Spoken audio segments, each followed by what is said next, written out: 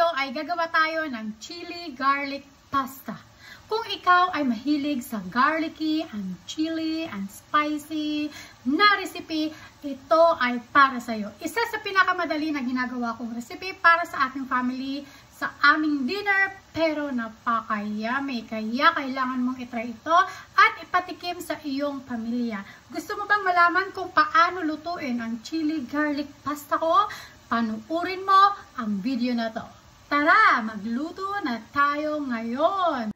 Dahil magtatrabaho nga ako ngayong hapon, umaga pa lang sinabi na sa akin na Afam kung pwede daw ba lutuin ko ang aking specialty na chili garlic pasta. At syempre, sino ba naman ako para tanggihan ang aking pinakamamahal? Charing. Actually guys, gumawa ako nito mga nakaraang linggo lang, pero gumamit ako doon ng prawns kasi nga noong mga panahon yon ay nagkikrave ako ng seafood. Pero today ay gagamit ako ng chicken breast, kaya tatawagin natin itong chili garlic chicken pasta. O diba? Very simple recipe at kakailanganin lang natin ng garlic, mushroom, butter, chili oil na homemade, soy sauce, salt and pepper, olive oil, and then yung chicken natin. Alam nyo ba guys na napakadali ng recipe na to na kahit nakapikit ka ay kaya mong gawin, kaya gawin mo na para sa yung family. Ang una-una natin gagawin ay i-brown muna natin itong ating chicken breast dahil ayaw natin itong ma-overcook kapag ito ay igigisa na natin. At para sa dagdag impormasyon para sa inyo, kapag nagluluto kayo ng chicken breast, huwag nyong i-overcook dahil nagiging dry ito at hindi na masarap ang kanyang lasa. At pagkatapos kong i-brown itong chicken breast ay mag-uumpisa na rin akong igisa itong ating bawang in low heat. Low heat tayo guys dahil wala nang mas pangit pa sa lasa ng niluluto kapag nasunog ang iyong bawang. At kapag medyo brown na itong aking bawang at medyo naging aromatic na, ay susunod ko nang igigisa itong ating mushroom hanggang sa ito maging half cook. At pagkatapos nga ilalagay ko na itong ating chili oil na homemade, na kung gusto mong gumawa ng iyong sariling chili oil ay ilalagay ko sa comment ang kanyang recipe. Pinatuloy ko nga lang yung pagisa ng ating mushroom with chili oil, tsaka ko na rin nilagyan ng sprinkle of salt and pepper at saka na rin soy sauce para talagang manuot ang sarap nitong ating pasta sauce. At pagkatapos nga nating timplahin itong ating sauce ay panahon na para ilagay natin ang ating brown chicken sa mahinang apoy lang para hindi ito lalong ma-overcook. At sa loob ng 30 seconds ay pinaghalo-halo ko lang ang aking sauce and chicken, and now it's time to put our butter. At sa panahong to, dito na talaga nanunuot